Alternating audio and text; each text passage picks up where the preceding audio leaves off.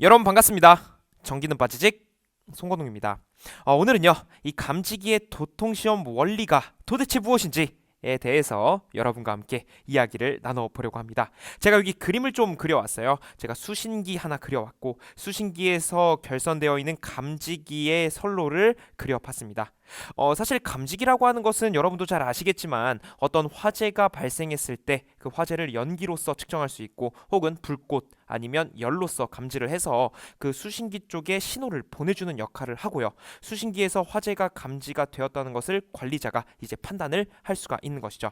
그래서 수신기가 이렇게 있고 지금 선로가 쭉 이어져 있는 거예요. 제가 감지기 이렇게 생긴 것을 그냥 간단하게 동그라미로 표현을 한 겁니다. 그래서 여러분 천장에 감지기 하나쯤은 다 있습니다. 어떤 건물이든. 네, 그래서 감지기 한 번씩 천장 바라봐 보시면서 저게 결선이 결국에는 이런 식으로 직렬로 돼 있구나. 이렇게 파악을 하고 이제 오늘 내용 들어가 보도록 하겠습니다.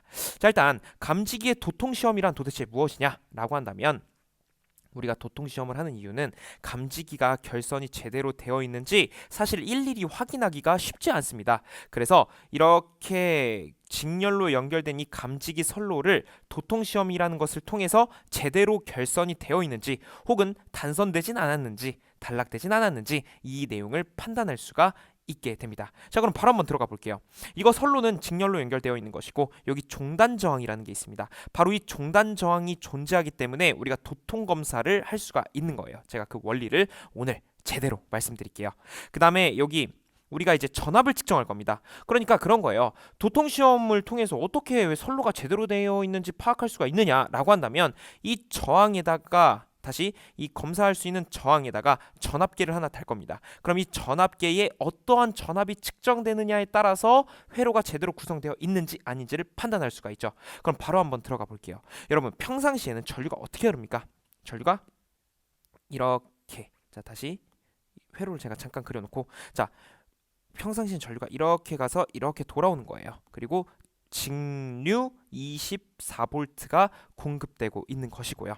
자, 그러면 회로가 지금 쭉 이렇게 돼 있는 거예요. 그럼 사실상 지금 R1이 어떤 포지션이에요? 이 녀석이고 R2가 어떤 포지션? 이 녀석이잖아요.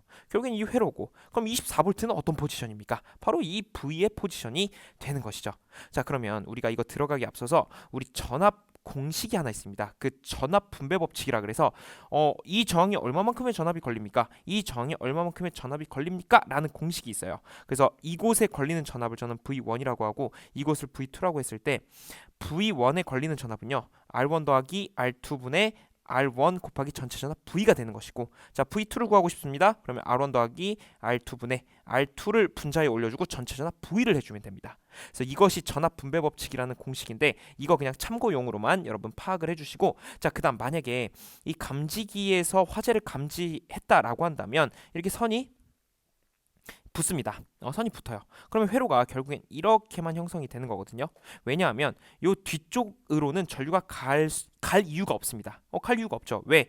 지금 전류가 이렇게 오다가 갈림길 만났네? 나는 그러면 이쪽으로도 갈 수 있고 이쪽으로도 갈 수 있는데 여기 저항이 있는데 굳이 저쪽으로 갈 이유가 없다는 겁니다. 그래서 모든 전류는 이렇게 흐른다. 그럼 당연히 R2는 이제 이 회로에서 배제가 되는 것이고 R1에 의해서만 회로가 구성이 되고 그에 따른 전압값도 변화하게 되는 것입니다. 그래서 이 메커니즘만 우리가 알고 있으면 이 감지기 끝납니다. 자, 그럼 바로 제가 적용을 해볼게요. 여러분 어렵지 않습니다. 정말 어렵지 않아요. 제가 보여드릴게요.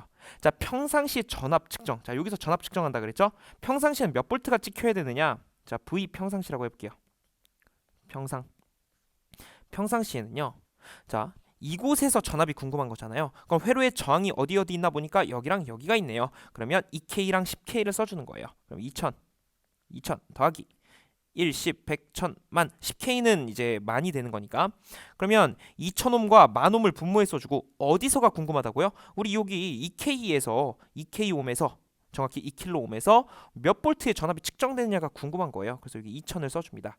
곱하기 전압을 해줘야 되는데 전체 전압은 지금 24V가 공급되고 있죠. 24V를 해줍니다. 이거 계산하잖아요. 그러면 4V가 나옵니다. 평상시에는 아무 일이 일어나지 않았을 때는 이 전압계에 4V라는 전위가 측정돼야 되는구나 라고 우리가 판단을 할 수가 있는 겁니다. 자, 정확히는요 좀 혼동되실 수 있는데 여기에 도통 시험을 위한 스위치가 이렇게 있는 겁니다. 원래 이렇게 도통 시험을 위한 요 스위치가 있는 거예요. 그래서 수신기에서 도통 시험 버튼을 누르면 이렇게 스위치가 닫히면서 나 지금 도통 시험 할 거야라고 하고 전압이 측정되는 거죠. 그리고 도통 시험 하지 않는 회로는 이제 여기서 따로 이렇게 빼서 회로랑 연결되는 겁니다. 그래서 저는 도통 시험 하는 부분만 가져온 거예요. 그래서 여기 스위치가 있다 이 정도만 일단 생각을 해주시고, 자 그러면 이제 평상시가 아니라 화재가 발생한 경우, 화재가 발생한 경우라면 이 감지기는 예를 들어 얘가 1번 감지기, 2번 감지기, 3번이라고 한다면 저는 2번에서 만약에 감지기가 화재 발생, 그럼 여기 스위치가 이렇게 닫히는 거잖아요. 닫히면 회로가 이제 어떻게 된다? 이렇게 구성이 된다고요. 그러면 아까 말씀드린 거랑 똑같은 거예요. 전류가 이렇게 왔다가 굳이 10km 쪽으로 갈 이유가 있다 없다? 전혀 없습니다. 왜냐하면 여러분 여기 저항이 없잖아요. 여러분도 방해꾼이 많은 곳으로 가고 싶어요? 적은 곳으로 가고 싶어요? 당연히 적은 곳으로 가고 싶다고요. 그래서 이렇게 적은 곳으로 가는 겁니다. 더 이유가 없어요. 그래서 10K는 이제 이 회로에서 배제됩니다. 자 그럼 회로가 어떻게 구성이 되느냐? 이렇게 구성되니까, 그쵸? 왜냐면 여기가 이렇게 단락됐으니까. 정확히는 단락이라는 표현은 아닙니다. 스위치가 닫혔다라는 표현이 정확합니다. 여기에 2K가 있기 때문에. 자 그럼 제가 이것을 식으로 한번 작성해 보겠습니다. 자 회로가 이제 이렇게 되어 있는 거니까 저항은 2000밖에 없어요. 2000. 그 다음에 어디서의 전압이 궁금한 거예요? 2000에서가 궁금해요. 2000옴에서. 그 다음에 전체 전압 24V를 해줍니다. 그러면 이게 전압 분배 법칙에 의해서 식을 만든 거고 위에 거랑 똑같이 한 거죠. 그 다음에 이거 계산을 해보니까요 24V가 나옵니다. 자 이걸 통해서 알 수 있는 거는 어떤 포인트인가요, 여러분? 한번 유추해 보시죠. 자 어쩔 때는 이게 4V가 나오더니 어떨 때는 24V가 나오네.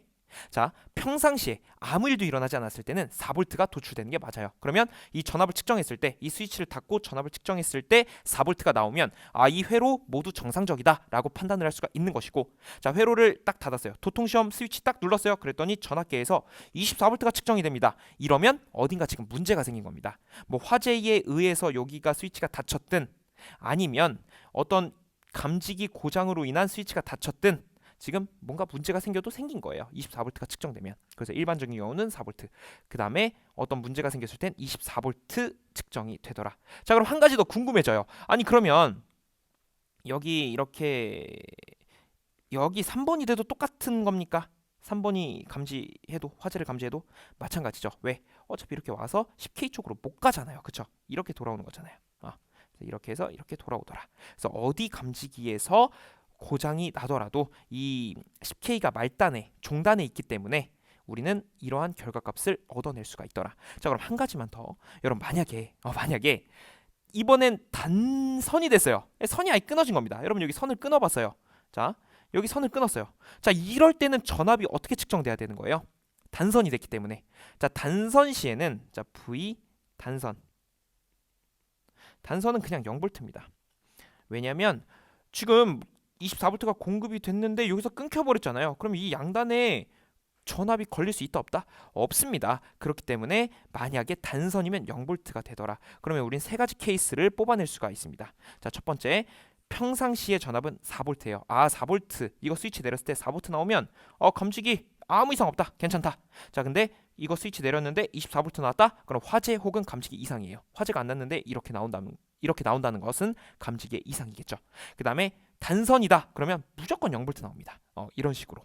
그래서 우리가 이렇게 내용을 끌어낼 수 있는 것은 바로 이 종단 저항의 유무 때문이에요. 그래서 우리가 이 종단 저항을 말단에 설치해 놓는 겁니다. 만약에 이게 중간치에 와 있으면 이 내용은 아무 의미가 없어지는 거죠. 그래서 감지기에서는 이 종단 저항이 상당히 중요하다라는 것을 이야기 드리고 싶었습니다.